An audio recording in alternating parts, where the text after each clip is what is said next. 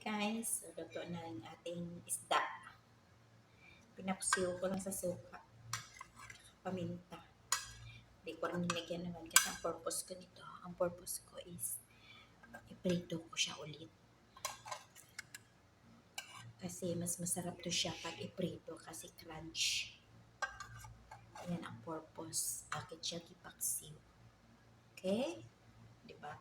Kasi pag ipaksiw mo siya na direct na fresh, hindi siya gaanong crunchy. So ito, pag ginaganito mo siya, bago mo siya iprito, yun, sure na crunch ang labas mo. Alright. Okay. See you later.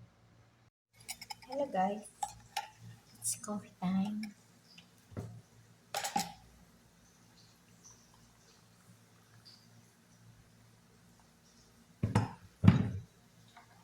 Coffee time without sugar.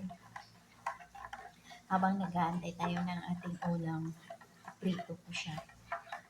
Naantay ko pa na mag-crunch. Tapos, iinitin ko yung kanin na natira kahapon. Ito. Kunti lang dito. Hindi ko naman uubusin to. Marami to, no? Yan.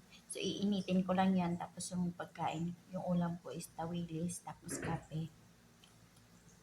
So, ang almusal at tanghalian.